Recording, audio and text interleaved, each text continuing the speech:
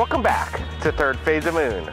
My name is Blake Cousins, and we're going to go over some amazing video that was sent to us from around the world. Now let's get to the South Florida video sent in from Chevy D Music.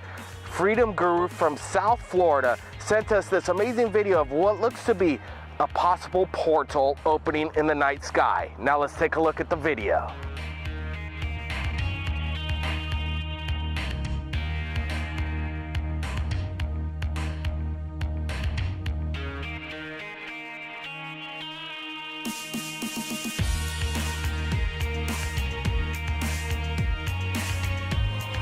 Hey! Hey! Hey! Hey! Hey! Hey! Now for our next video, submitted from the UK, the Galactic Guru continuously captures UFOs in the skies. Some people claim that this is a star, but stars don't appear in front of clouds. Now let's take a look at the video.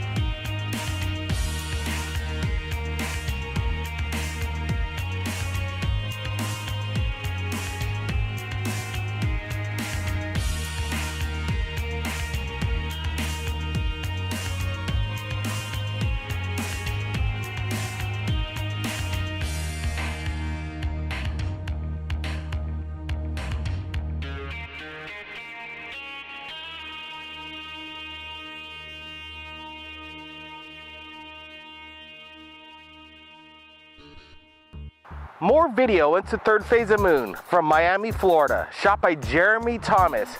He shot this video with his Sony 560 DR with the IR filter on it at 4:30 p.m. of what looks to be a massive UFO sighting in the skies.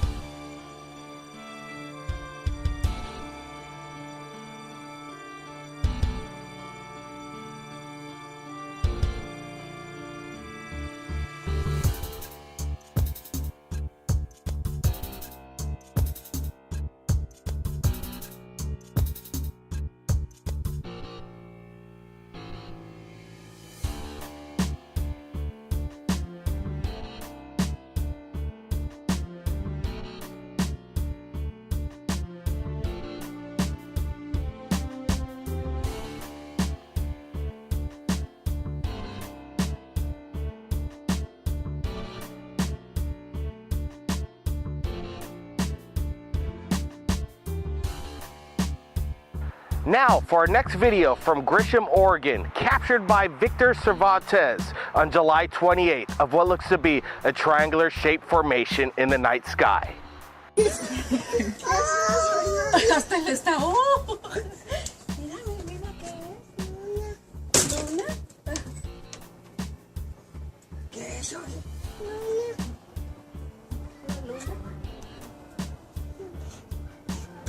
Carlos like pushes me out of the way. Mira, aquí en el teléfono se ve una que se está moviendo bien rápido, pero no se ve allá. ¿Cuántas son ahora? 5, ¿verdad? La otra vez eran 4, ¿verdad? Salieron de aquí también, yo creo, ¿verdad? Es que no nos fijamos porque mira, 5 lunas. Oh, mira, una ya se apagó. Son quemadores, esos, sí, miré. Sí, una ya se apagó bien, mira. ¿Sabes qué son? Butane burners. Con bags, así. ¿Por ahí? Ajá. ¿Quién sabe, Franco? La otra vez los vimos desde... ¿Ves? Ya nomás hay 3. Salieron aquí, eran redondonas así. Pero de lumbre. grandotas así, ¿da? Diferentes. Estas diferentes a las otras. ¿Tú crees que otra gente no las ha visto? Sí. Mucha gente ha de estar viendo. Now, more incredible video from Copenhagen, Germany, submitted by Ayubi Schmidt. Incredible video. Watch it right now. Det er fucking løgn. Det er UFO's, det der. What the fuck? What's the real deal, man?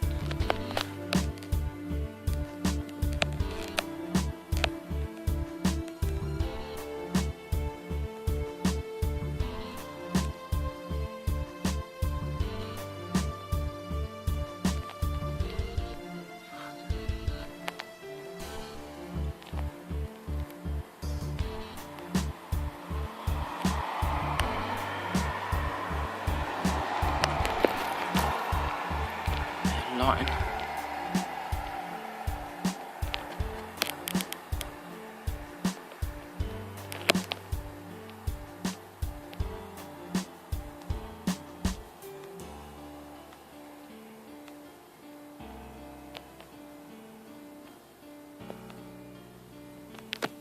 What? We want to thank the people who submitted their amazing video to Third Phase of Moon. Visit the descriptions below and the links to visit their channel. The 100,000 subscribers making YouTube Third Phase of Moon the top UFO channel in the world, we want to thank them as well. And if you've captured anything amazing in regards to UFOs, contact Third Phase of Moon via Skype or Facebook. My name's Blake Cousins, and we'll see you again next time. The Third Phase of Moon. My name's Blake Cousins, and we received 3 amazing UFO videos from around the world. Now let's get to our first video when a couple driving in Florida notices amazing lights in the night skies.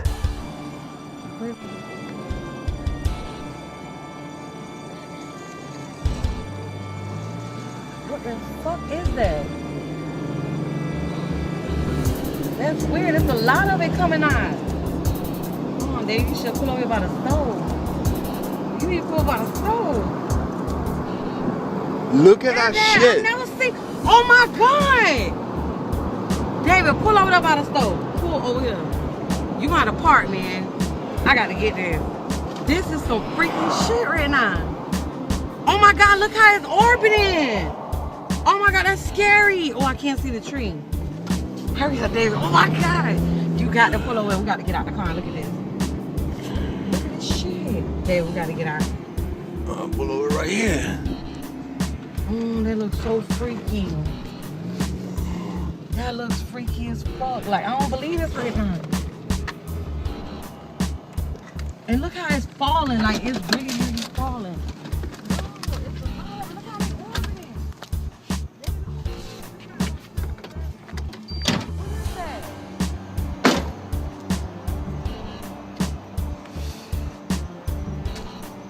It's like they orbiting around or something.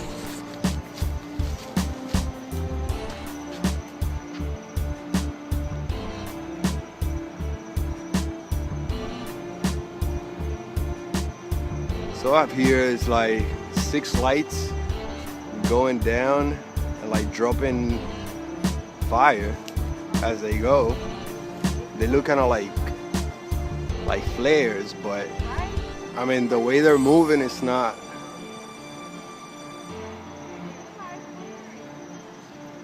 It's really inconsistent how they're moving. They're moving left and right as they fall down.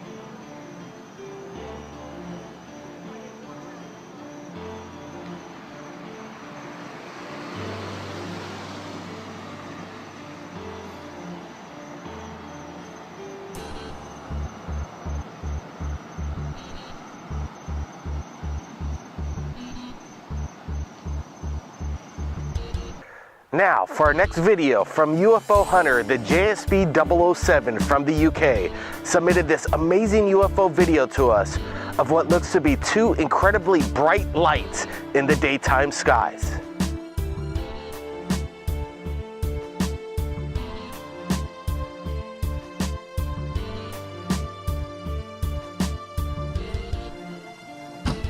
Look at this, look at this.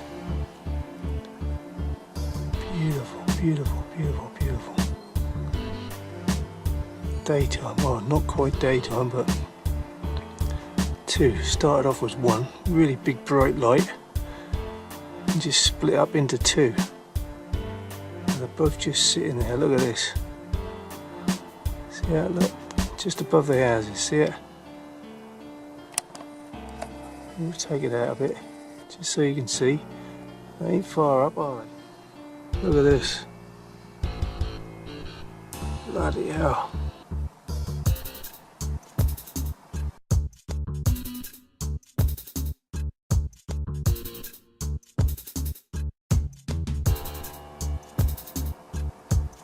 Wow.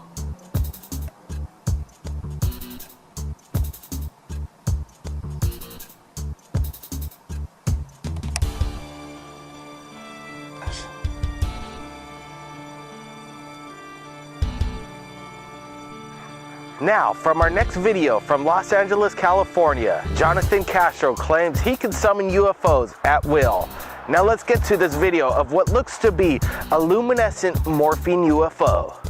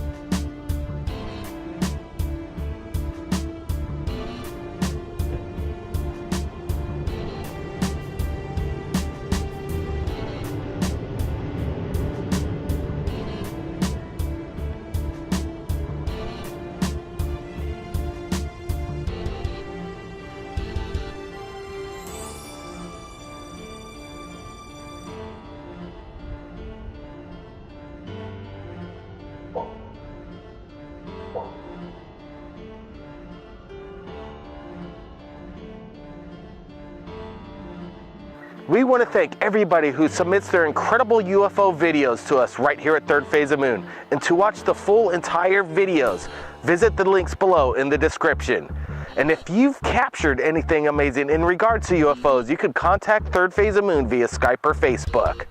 My name's Blake Cousins, and we'll see you again next time. Welcome back to Third Phase of Moon. My name's Blake Cousins, and we're live right now via Skype from Los Angeles. Mr. Jim Martin submitted some incredible video to us right here at Third Phase of Moon. Thanks for joining us. Thank you. All right, Jim, can you tell us where in California was this shot and what was the circumstance behind it? This was shot in Costa Mesa, California, Orange County, and it was filmed outside of my office, about 5:30 maybe. Wow, well, it looks to me, it's strange. People right away are going to automatically dismiss this as balloons in the sky, but if we looked at it pretty closely, it's a very windy day, and balloons don't just stay stationary in the sky.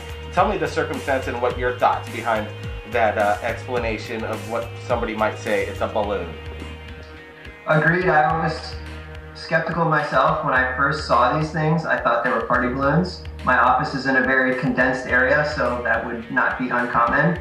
However, like you mentioned, I brought out the video camera once they started hovering over those trees, and the lack of motion made me believe that it was worth filming, or it may not be balloons. Yeah, it's quite interesting. You know, the drone situation is rampant around the United States now, that there's eyes on the skies looking at us, and definitely it wasn't some kind of drone. And like I said, to me it didn't look like a, you know, the way the balloons, the way they manner and have their flight characteristics in the skies, this was absolutely stationary in the gusty winds. We're looking at the video right now. It's absolutely incredible. And you were on the phone at the time doing a business transaction. I'm not exactly sure what it was, but it was interesting. As you're watching a UFO, did you speak to the person like you're looking at a UFO right now? You're quite calm in the situation, unlike other people's experiences with UFOs. It's true. I think that's only because a couple sightings have been while I've been on the phone recently.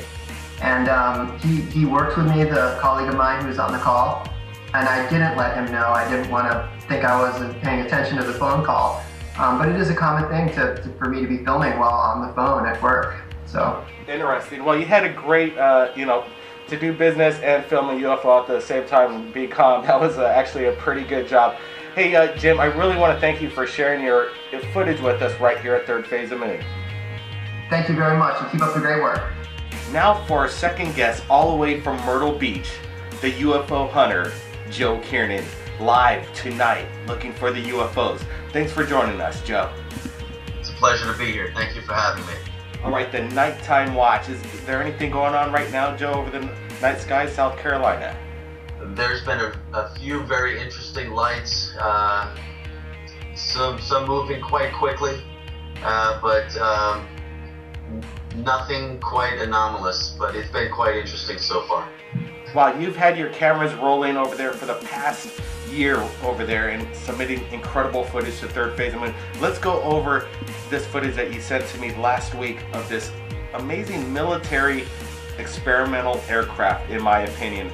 Fantastic video. Did it make any noise? What did you think, Joe? No, it didn't make any noise at all.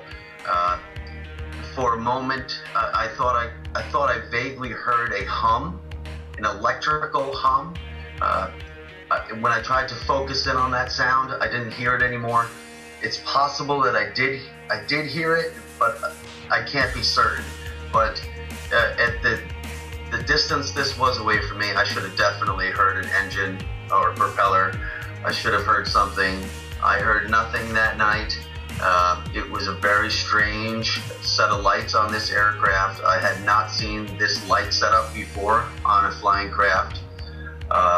There's another YouTube member out of Oregon named Who Took My Mojo, it's the name of his channel, also filmed an object flying in the sky that night that had a very, very similar light setup, and we had spoke about it, and it's quite possible that these lights were of the same craft. However, he and I are 3,000 miles apart.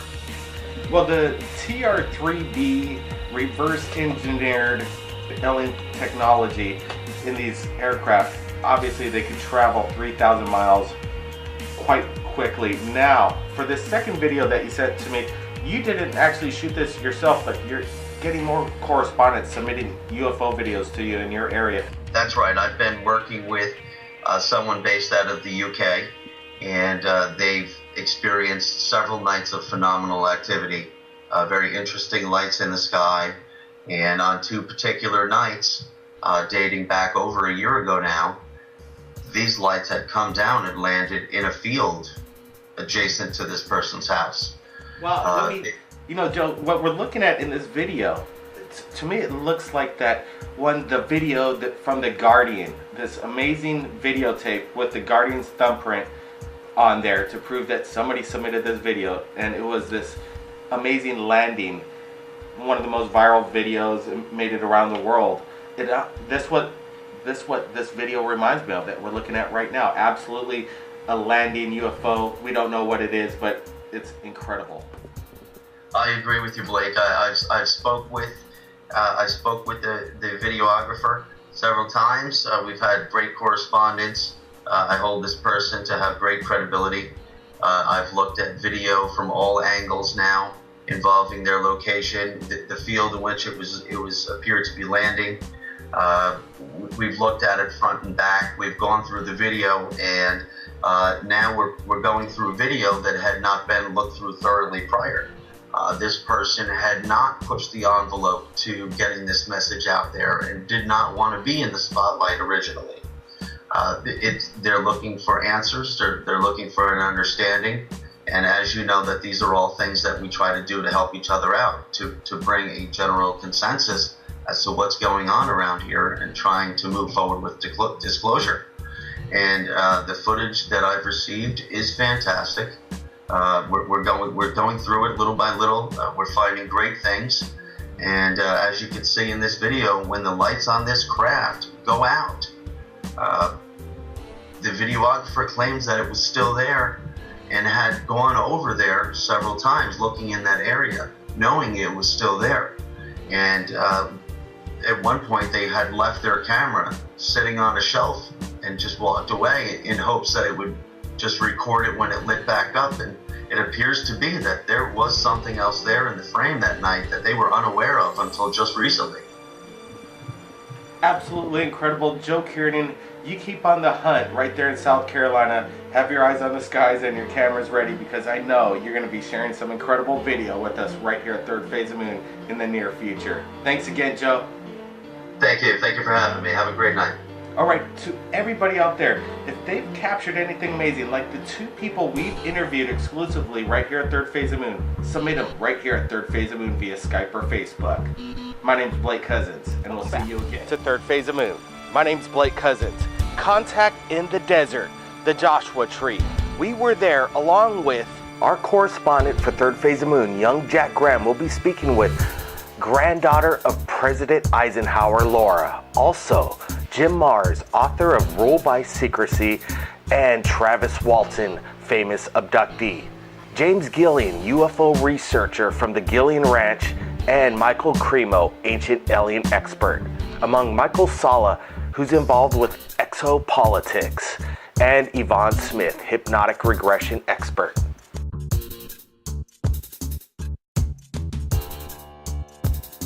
Now, this weekend, I got the chance to interview a lot of great people.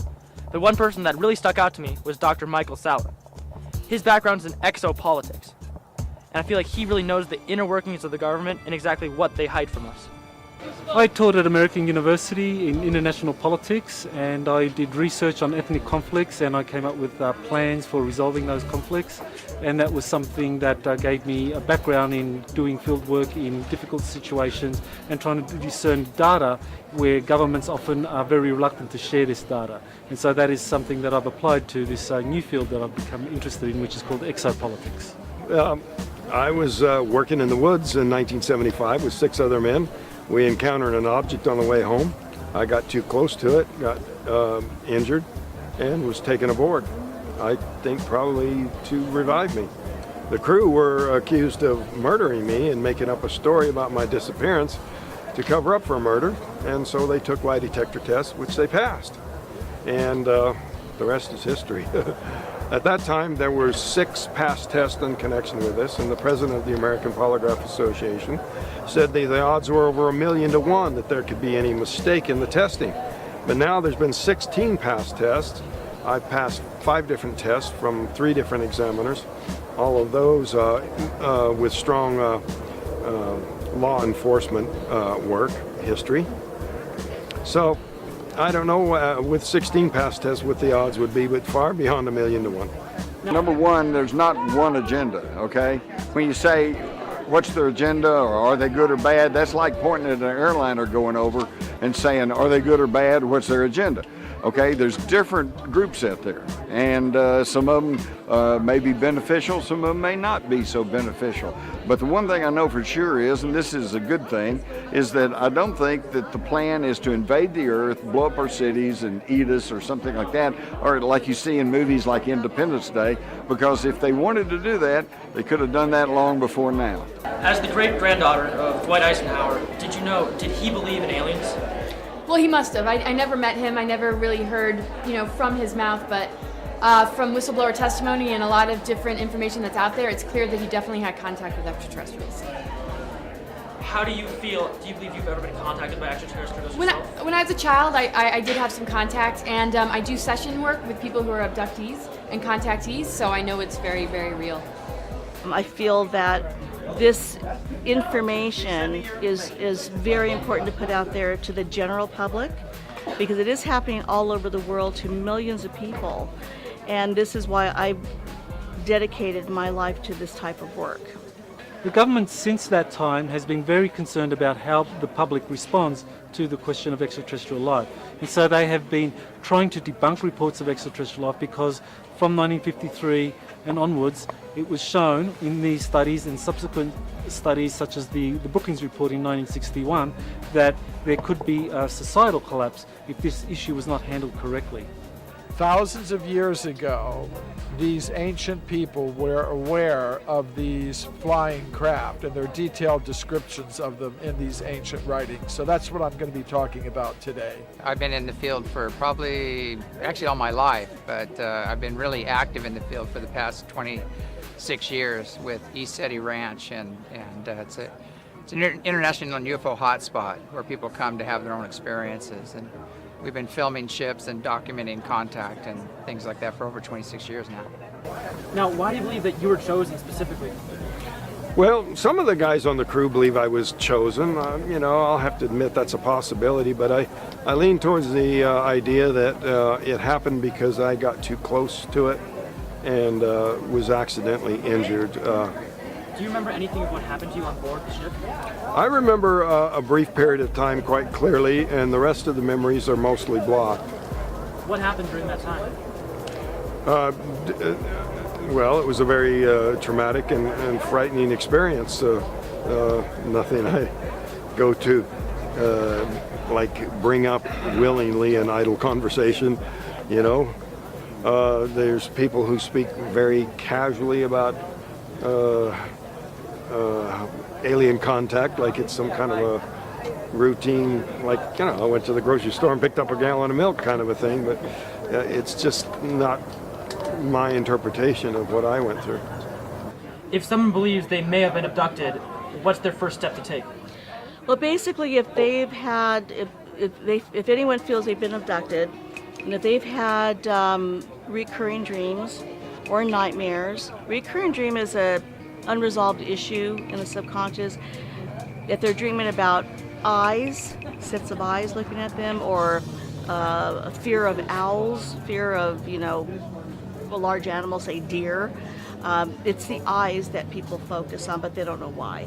A fear of perhaps driving down a particular piece of highway, or a fear of entering a certain room in their house, or a stretch of road. I mean, there's just little bits and pieces. I have a whole list that I could send people if they really suspect that they have been abducted.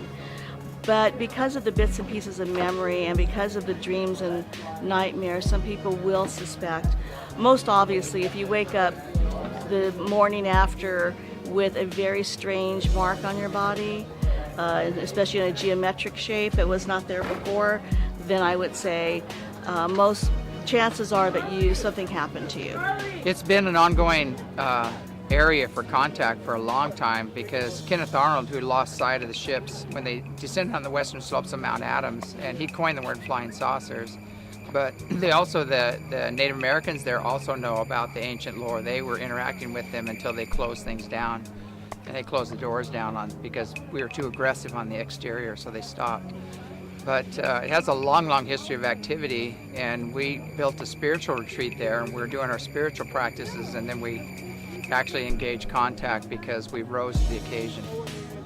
If you had one message for third phase of moon viewers out there, what would you say?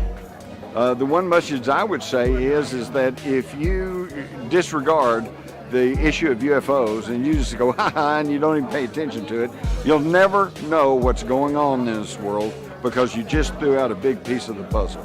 We can't have anything in secrecy anymore, and as much as they used to think maybe that humanity wasn't prepared, we can't risk having the secrecy happen. There are some that want that secrecy for means of control, but I know that he wanted us to know what's going on for us to be able to take charge. That's why he warned us about the military-industrial complex. Do you have one message to all the third phase of moon viewers out there? If you could say one thing to them, what would you say? I would just say, just know that we're not alone. There's just all sorts of beings out there in this big multidimensional universe. We're multidimensional beings, and it's really about the inner work and knowing ourselves to really be able to take advantage of the opportunity to really ascend into higher earth energies. There are dark elements out there, dark entities out there that want to get it in our way.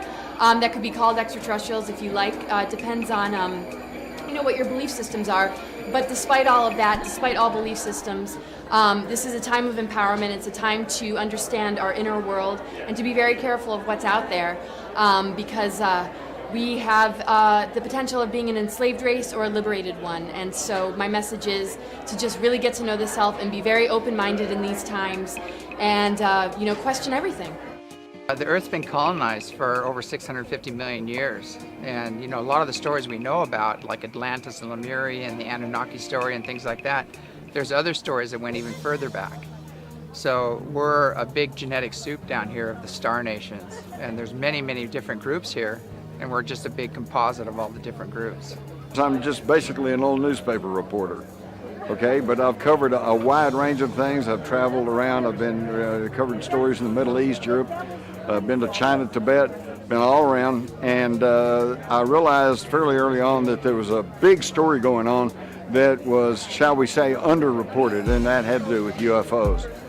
Now, way back there, back in the day, when I started off as a young reporter, the story was there's no such thing. They're just hallucinations or perhaps some kind of mass psychosis. Well, as a newspaper reporter, I thought, wow, heretofore undiagnosed contagious mass psychosis. There's a story, except that's not it. Because today everybody's got a camcorder or they've got a cell phone with a camera. And now you go on the internet, you punch in UFOs, and you know you could spend the rest of your life looking at pictures. I personally haven't had any encounters, physical encounters with an extraterrestrial that I could report, but I've had a few sightings, but that wasn't why I got involved in this issue of extraterrestrial life. I got involved because I saw people who are very credible explain their background and how they were involved in suppressing this issue of extraterrestrial life, or people who had direct experiences themselves with encounters with extraterrestrials.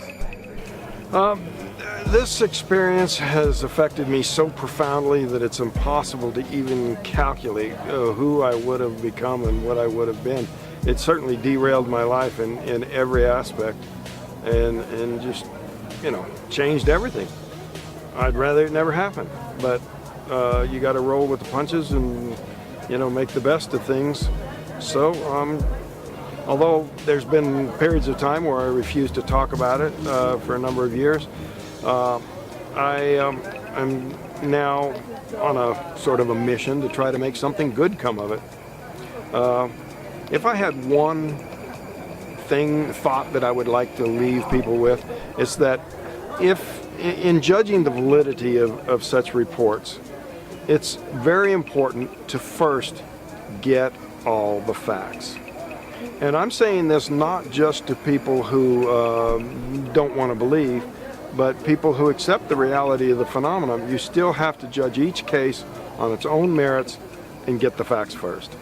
They've been back engineering the technology, and whoever has the best technology usually wins the wars. You know, so they've been covering it up for the past 60 years intensely because they didn't want the public or other countries to know that we are back engineering that technology. So it's a national security issue that has a stronger, well, it's higher than the nuclear things as far as keeping things covered up.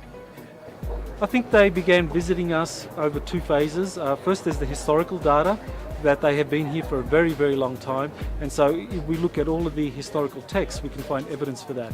And I think the modern era really began with the development of atomic weapons, that the extraterrestrials began to show up, especially around sites where atomic weapons were deployed, and they began to monitor these sites. And for example, the Roswell site, where you had the very first documented crash, was a place that was housing the very first nuclear-armed bomber wing in the United States Air Force. We're all extraterrestrials.